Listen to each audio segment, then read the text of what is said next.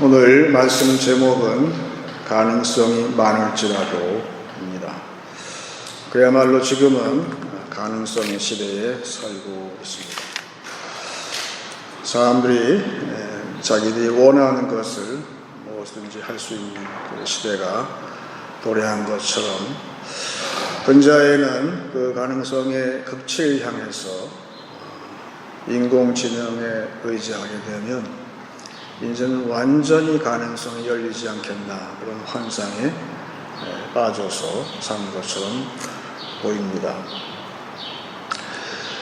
그런데 가능성이 아무리 많아도 하나님의 가능성에 비하면은 하나님은 인간의 가능성보다 한 수가 항상 많아요.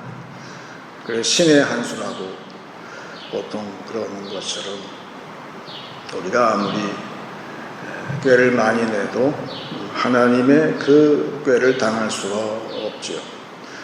정치하는 사람도 마찬가지고 또 요새는 더더욱이 SNS 언론이 발달되어서 매스미디어, 그래서 사람들이 거기에 귀를 많이 기울이고 몰려가고 있어요. 우리 옛날 어릴 때는 그래도 판단 기능이 있었는데 요새는 동물이, 야생 동물이 이렇게 몰려가는 것처럼 오 몰려간다가 오 몰려보고, 그래서 요새 문화를 허드, HERD, 그 때의 문화라고 그렇게 얘기하는 것도 과장은 아니죠.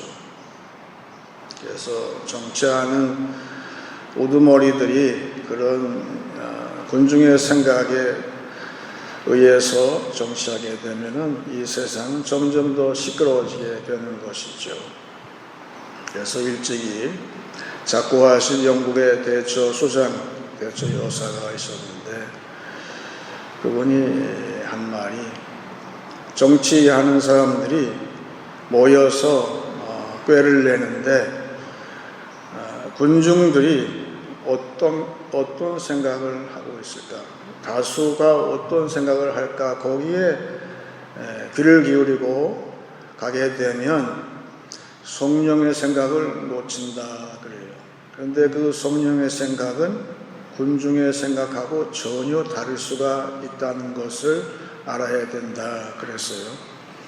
이렇게 보게 되면 그 대처 여사는 고집이 세잖아요. 사람이 남이 뭐라 그래도 자기가 옳다 하는 것은 끌고 갔다는 것인데, 어찌 볼 때에는 그분은 성령의 생각을 쫓아서 나갔다, 우리는 이렇게 판단하는 것이 맞겠죠. 그래서 성령은 우리가 늘 얘기하듯이 합력선으로 역사하시고 모든 가능성의 왕이라 할 수 있어요. 성령은 그 가능성 모든 것을 다 모아서 인간이 상상하지 못하는 새로운 가능성의 길을 내고 있습니다. 정작 성령께서는 우리 보고 하는 말이, 성도 보고 하는 말이죠. 너희는 예수 앞에 나가라, 그렇게 말씀하고 있는 이유는 너희는 기도해야 된다. 우리 기도하게 되면 우리가 어디로 가죠? 방향이 정해져 있어요. 우리 기도하게 되면 항상 십자가로 향하게 돼 있어요. 그 십자가 앞에 이르게 되면 예수님 앞에 우리가 무릎을 꿇는 것이죠. 세상의 여론이, 언론이 또한 가능성이 많다고 이렇게 이야기해도 우리는 가장 먼저 해야 할 것은 뭘까요? 십자가 앞에 무릎을 꿇는 것이 가능성이 열리는 시작이다, 그런 것이죠. 그래서 정치가들이 사람들을 끌고 가는데 세상에 이렇게 하면 잘 될 거야, 환상에 의해서 끌고 간다면 위험천만한 것이죠. 지도자는 무엇이 있어야 됩니까? 분명한 성령이 주시는 그 시각이 있어야 되는데 그걸 비전이라고 했어요. 구기 가운데에서 볼을 치는 종목이 있는데 야구도 그렇지만 그 초보자들이 그 공을 치는 게 굉장히 어려워요. 처음에는 공을 맞춘다는 게 쉬운 게 아니거든요. 연습을 많이 해야 되는 것처럼. 근데 야구공은 좀 크지만 골프공은 더 작잖아요. 그러니까 골프채를 휘두르는데 공이 잘 안 맞고 다른 데에 맞는 것이죠. 어떤 사람은 공만 빼놓고는 다 맞추고 있어요. 허공을 휘두르기도 하고 땅을 치기도 하고. 그래서 골프를 배운 지 얼마 안 된 신사분이 있었는데 골프장에 무모하게 나갔다는 거예요. 휘두르는데 안 맞는 거예요. 어쩌다가 툭 쳤는데 볼이 떨어진 장소가 하필 개미 소굴에 떨어졌어요. 그래서 그 두 번째 공을 치는데 뭐 공이 안 맞으니까 허공을 쳤다가 땅을 쳤다가 개미들이 죽겠어요. 그래서 개미의 그 우두머리가 얘기를 하는 거예요. 다들 내가 지시하는 곳으로 가자. 어디로 가면 돼요? 저 골프공 머리 위로 올라가면 돼. 거기 가면 우리가 살 수 있어. 저 사람이 저기는 못이기 때문에 그리로 가면 다 살 수 있어. 그래서 다 살았다고 우스갯소리죠. 지도자는 분명한 그 살기를 내야 되는데 마태복음 23장 10절에 예수님 말씀을 이렇게 했는지 모르겠지만 마태가 성령의 감동으로 적어놨어요. 또한 지도자라 칭함을 받지 말라. 너희의 지도자는 한 분이시니 곧 그리스도시니라. 이게 예수님이 하신 말씀이 아닐 거 아니에요. 그런데 마태는 마태복음을 쓰면서 이야기를 해놨다는 뜻은 인류의 너와 나의 모든 사람의 지도자는 오직 한 분이라는 거예요. 예수님은 어디를 가리킵니까? 십자가를 가리키고 그 길로 걸어가셨어요. 왜? 그 길만이 인류가 살 길이기 때문에 그 방향을 오늘도 가르치고 계신 것이죠. 십자가는 우리가 살 유일한 가능성이에요. 그것이 열렸어요. 그 주님께서 오늘도 십자가를 향해서 가라고 하시면 몸소 친히 그 방향으로 걸어가시고 따라오라 하시는 그 지도자 한 분만이 있으면 족한 것이죠. 그러면 우리는 살 길이 열리는 것이에요. 그래서 지도자는 모름지기 결국은 성령의 생각을 따라가야 되기 때문에 결국은 기도하는 사람이 지도자가 되는 것이죠. 미국의 백악관이나 아마 청와대에서도 지금 청와대가 아니라고 그러죠. 거기서 국가 지도자가 할 일은 딱 하나뿐이 없어요. 무릎을 꿇고 십자가 앞에 기도하는 거예요. 그러면 성령께서 신의 한 수를 주신다 그래요. 그 신의 한 수의 대표적인 예가 1987년도 미국의 레이건 대통령이 살아있을 때죠. 그때에 지금처럼 더울 6월 달에 독일의 베를린 브란덴부르크 그 게이트 그 대문에서 앞에서 연설을 했어요. 그때는 아직 러시아가 망하지 않을 때고 동독과 서독에 장벽이 쳐져 있던 그 시기거든요.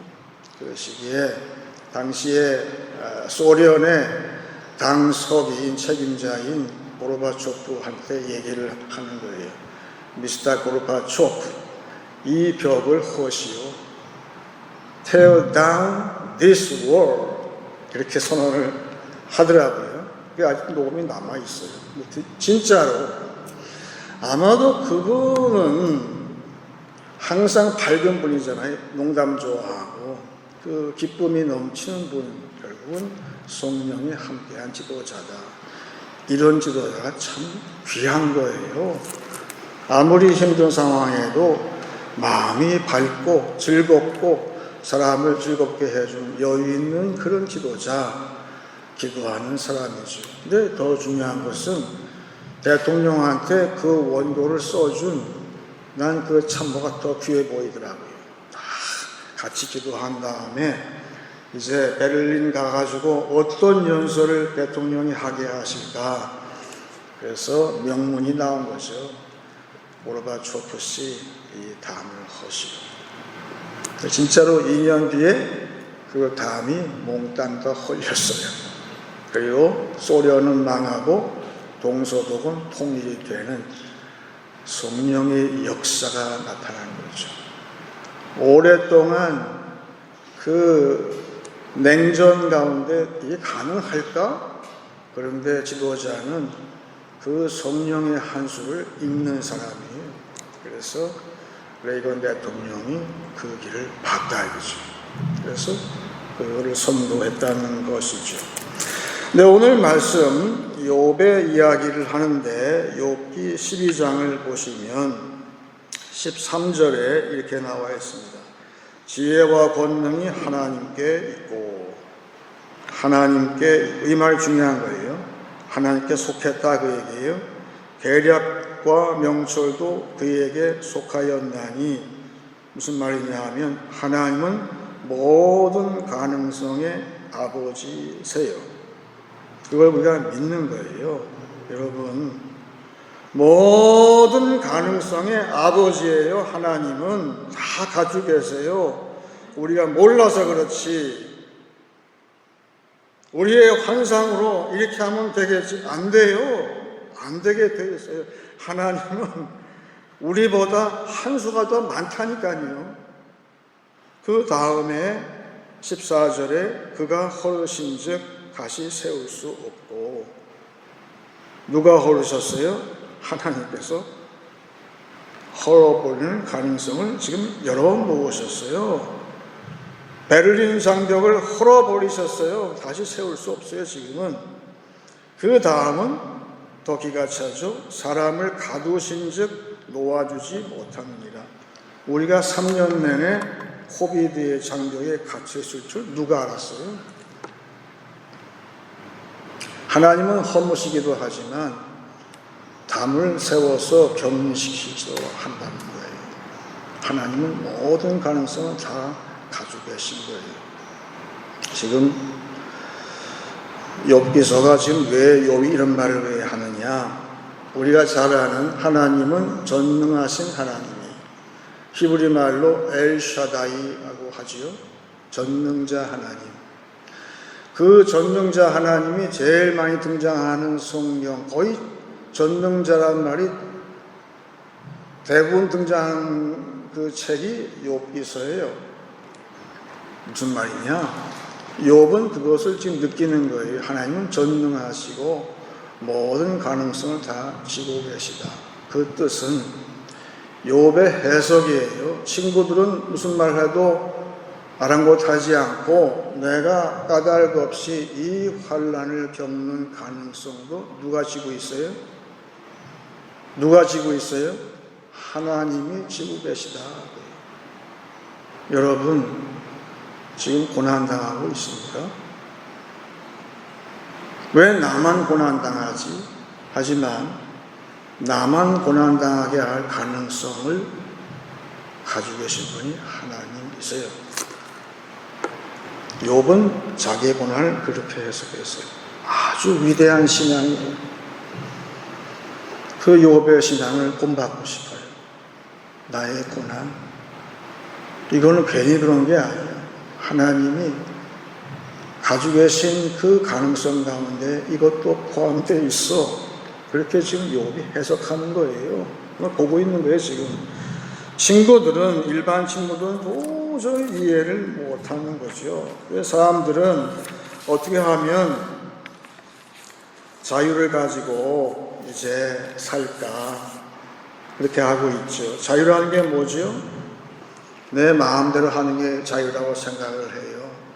우우 몰려갔다가 우우 몰려오고 그래요.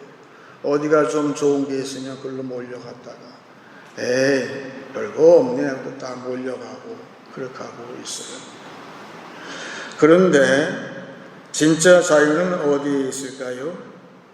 진짜 자유는 우리에게 자유를 주시는 예수님한테 잡히는 자유가 있어요. 예수님께 내가 속해 있으면 거기에 자유가 있는 거예요. 그 희한하잖아요.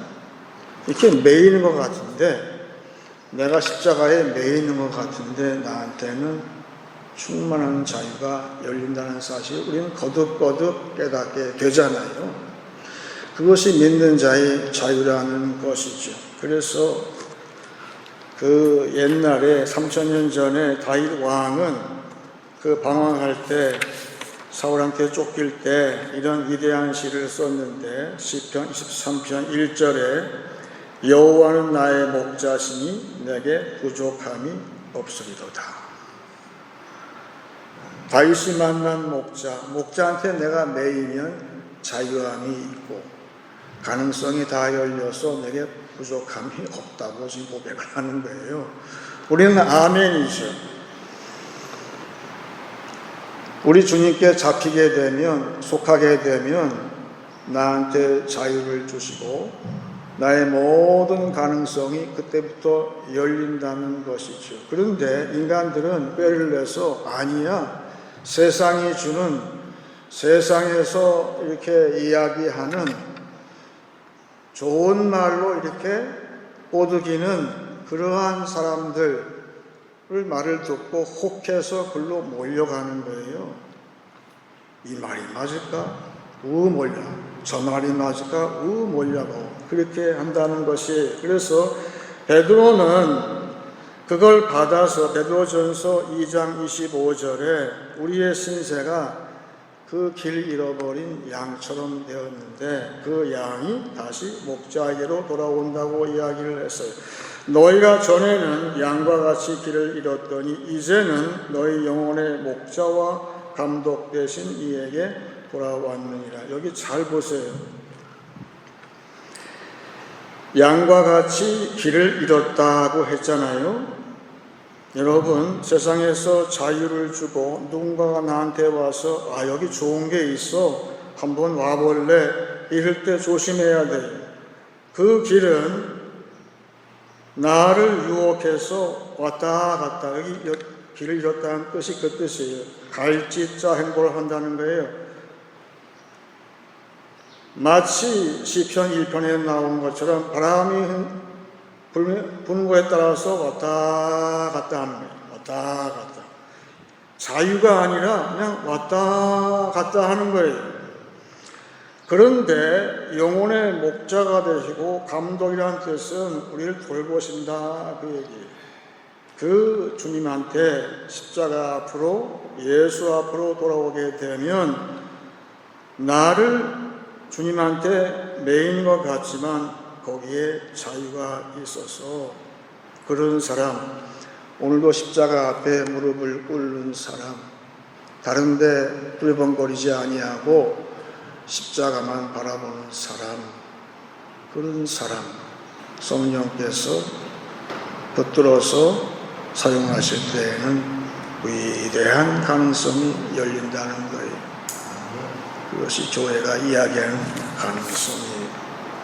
제가 사우디에 근무한 얘기 하잖아요. 가끔씩 20대라서 혈기왕성할 때에, 그때는 제가 운전면허가 없을 때예요. 근데 사우디 여러분 모르시죠? 황무지가 많아요. 평평한 게 끝이 없어요. 현장 숙소에서 나와서 운전면허도 없이 그 직원 차량을 빌려서 다니는 거예요, 운전을. 그러면 제가 가고자 하는 곳이 길이에요, 바로. 아무 데나 갈 수 있어요. 자유감이 아주 만끽할 수 있는 것이죠. 그런데 이번에 한국에 가서 기차를 타봤는데 KTX를 탔더니만 KTX라는 것은 무지하게 빠르더라고요. 시속 한 300km 되는 것 같아요. 무지하게 빨라요. 그런데 KTX의 비결이 뭡니까? 빨리 갈 수 있는 비결, 그 자유감의 비결은 선로 위에 얹어 있어야 된다는 거 아니에요. 요 레일 위에만 다녀야 돼요. 구차하잖아요. 마음대로 갈 수가 없어요. 근데 하나님은 고길만 가라고 이야기를 하는 거예요. 그래서 젊었을 때는 격언 가운데에 하늘은 스스로 돕는 자를 돕는다, 그런 격언 마음에 들어 했어요. 내가 열심히 노력해서 나의 가능성을 극대화하는 것이로구나 그랬는데 신앙이 있고 나서는 그거를 포기해버렸죠. 그게 아니다. 성경을 봐도, 욥기서에 나오는 성경을 봐도 헷갈릴 때가 있어요. 우리가 교회에서 목사님들 조심해야 되지만 그 성구 상행하게 되면 신방할 때에 그 액자를 선물하잖아요. 거기에서 많이 하는 것 가운데 뭐가 있죠? 여기 나와 있죠.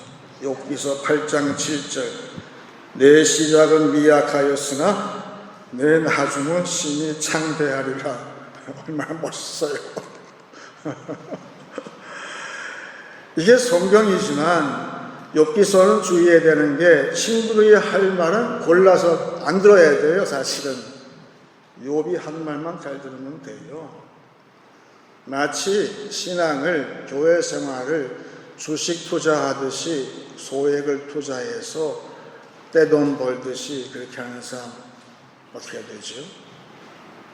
그건 참 신앙이 아니죠.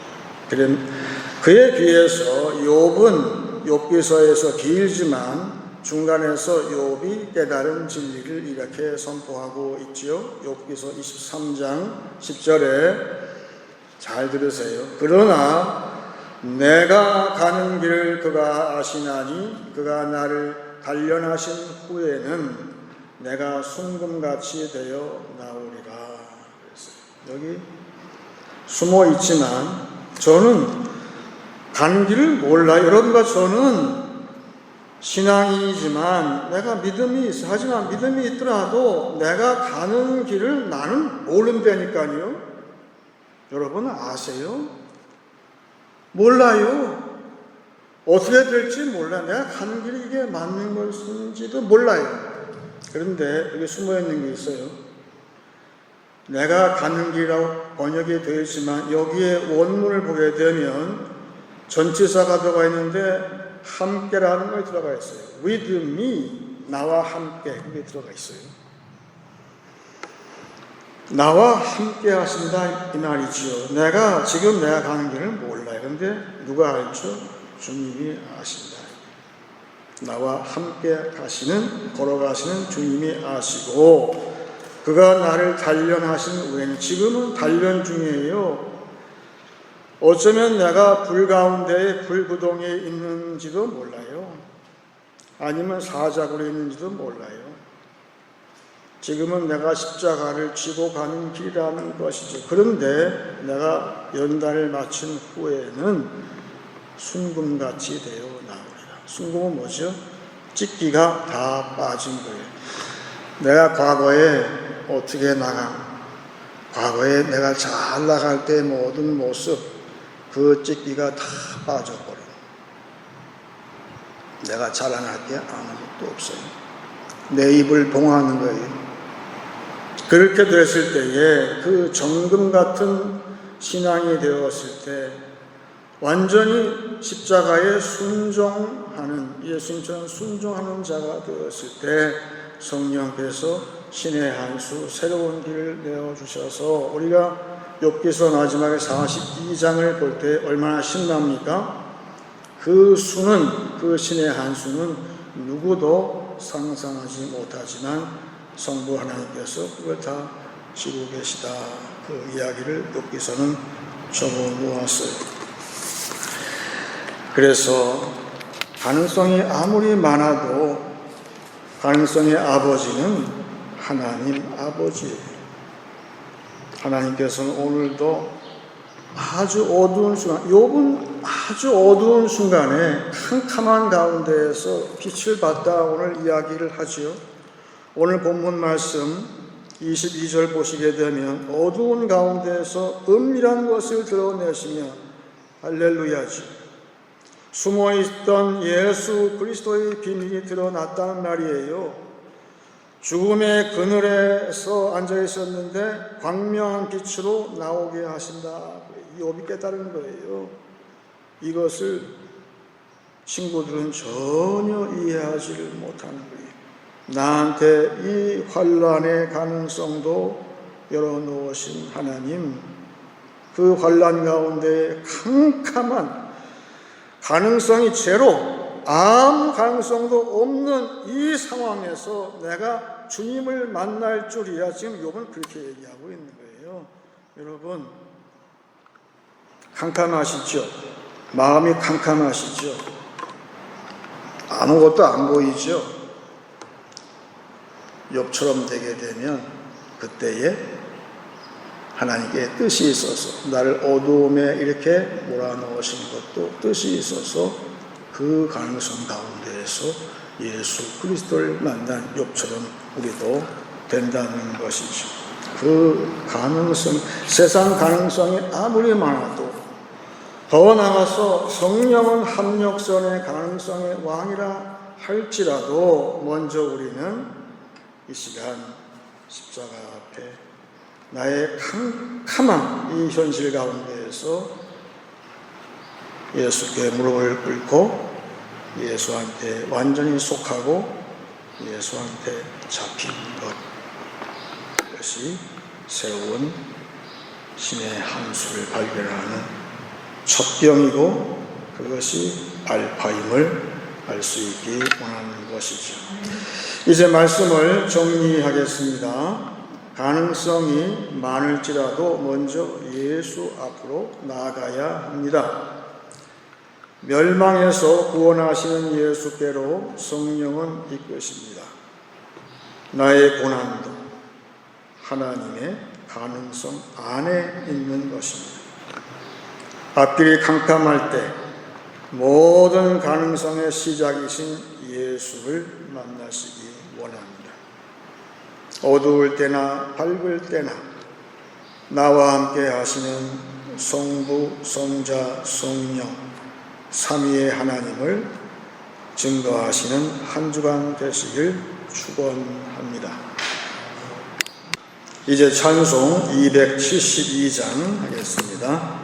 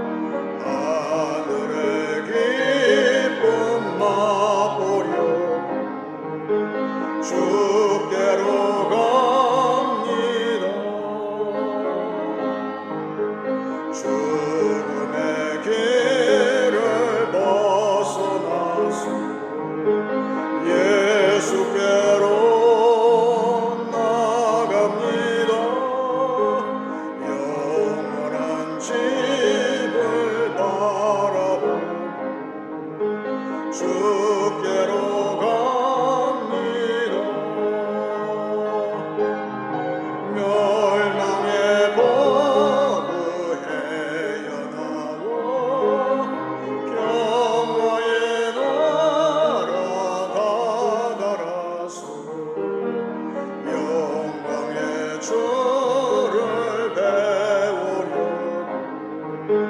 주께로 갑니다.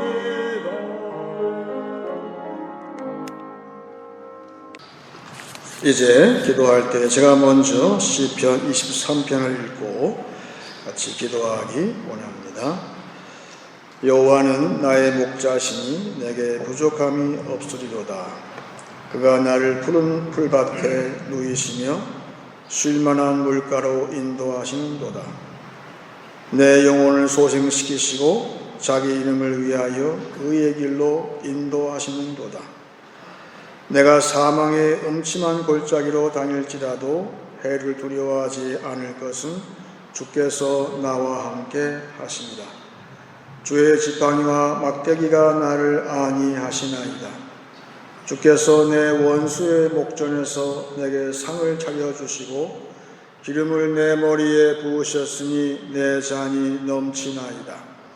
내 평생의 선하심과 인자하심이 반드시 나를 따르리니 내가 여호와의 집에 영원히 살리로다. 다 같이 기도하겠습니다.